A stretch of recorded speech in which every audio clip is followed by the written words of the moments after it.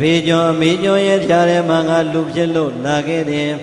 ကျွံမျိုးမှာဖြစ်ရတဲ့ငါအတွက်ပညာဆိုတာလည်းမတတ်စီဝါဆိုတာလည်းဘာမှမရှိပညာမတတ်စီဝါမရှိယုံနေတဲ့အမျိုးကငါကိုအပေါင်းအသင်းဆိုတာလည်းဘယ်သူမှမပါရှိရလားအေးအဲ့ဒီဘဝမျိုးမှာငါဖြစ်ခဲ့ရတာပရိသတ်ရဲ့အမြင့်လားအနှိမ့်လား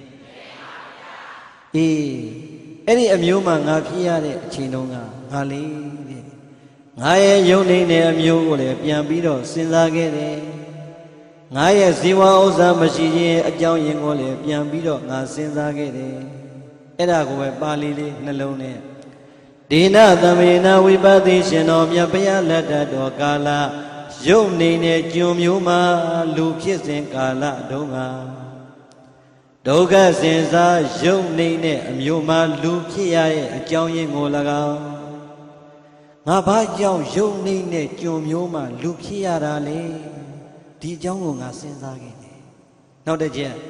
ဒလိတတသာပစ္စည်းဥစ္စာဆင်းရဲနွမ်းပါရခြင်းရဲ့အကြောင်းရင်းကို၎င်းငါမှာပစ္စည်းဥစ္စာဆင်းရဲနွမ်းပါပညာမတက်ခဲ့တဲ့အကြောင်းရင်းကိုလည်းပဲငါစဉ်းစားခဲ့တယ်ကိုယ့်ဘဝလေးကိုစဉ်းစားတာလားသူများအကြောင်းစဉ်းစားတာလားအဲ့ဒီလိုငါစဉ်းစားလိုက်တဲ့အချိန်မှာငါလေးတဲ့ငါအကြောင်းကိုစဉ်းစားတဲ့ငါသည်ငါအကြောင်းပဲတွေးတယ်သူများအကြောင်းမတွေးဘူးတဲ့သူအကြောင်းစဉ်းစားတာဘယ်သူအကြောင်းတွေးလဲပရိသတ်ဟောဒီပရိသတ်ကိုပုံပုံကြည့်တာလေအလွန်မျိုးစုံပဲ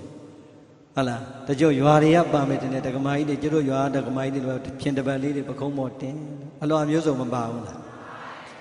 ဟောဒီတရားနာပရိသတ်ဆိုအများသောဖြင့်ပရိသတ်တတိတကြ